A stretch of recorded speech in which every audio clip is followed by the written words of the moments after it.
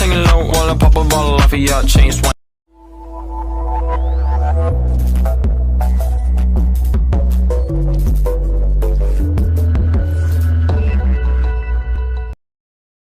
Baik, assalamualaikum warahmatullahi wabarakatuh. Salam sejahtera untuk kita semua. Sebelumnya izinkan saya memperkenalkan diri terlebih dahulu. Perkenalkan, nama saya Muhammad Alfa. Saya berasal dari kelas PR 4A. Pada kesempatan kali ini saya akan mengambil judul yaitu berdamai dengan diri sendiri untuk tugas mata kuliah public speaking sebagai seorang motivator. Berdamai dengan diri sendiri. Menerima dan memaafkan diri sendiri adalah kata kunci utama yang memulihkan diri dari peristiwa traumatis yang pernah dialami.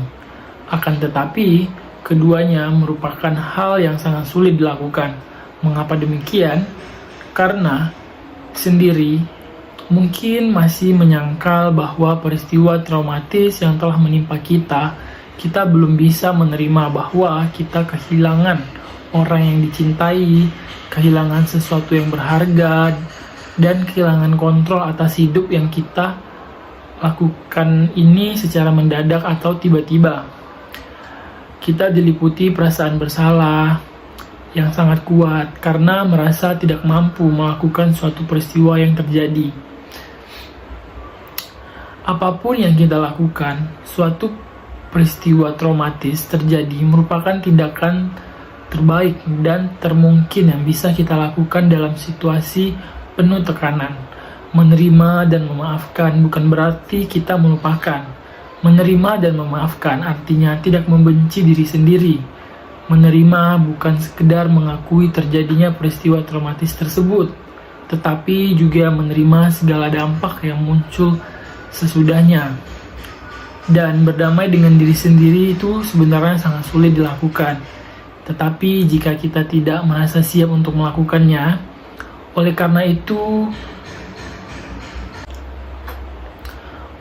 itu kenali dan atasi terlebih dahulu dampak peristiwa traumatis yang muncul pada diri kita.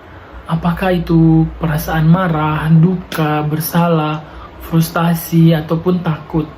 Jika mengabaikannya, kita sulit untuk berdamai dengan diri sendiri dan melangkah ke depan.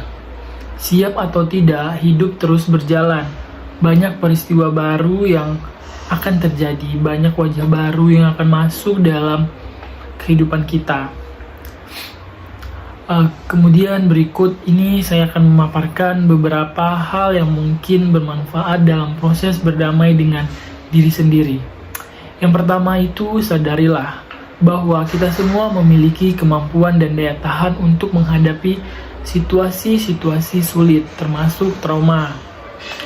Kemudian, akui dan terimalah perasaan-perasaan yang sedang kita alami, karena perasaan tersebut merupakan hal yang sangat wajar. Tidaklah aneh apabila kita merasa marah, sedih, kecewa, atau takut.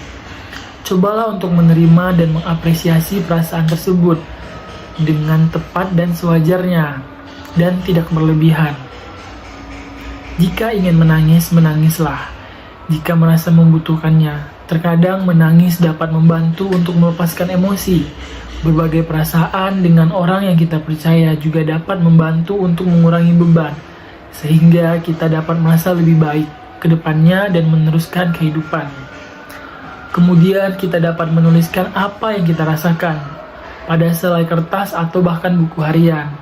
Hal ini membantu saat kita belum siap membuka diri pada orang lain. Kita juga bisa menulis surat kepada orang yang dekat dengan kita tanpa harus mengirimnya. Selanjutnya, berbagi dengan orang yang pernah mengalami peristiwa yang serupa. Ini dapat membantu kita untuk merasa lebih tenang dan tidak merasa sendiri, karena kita juga bisa menanyakan kepada mereka yang pernah mengalami peristiwa tersebut bagaimana cara mengatasi situasi untuk saat ini.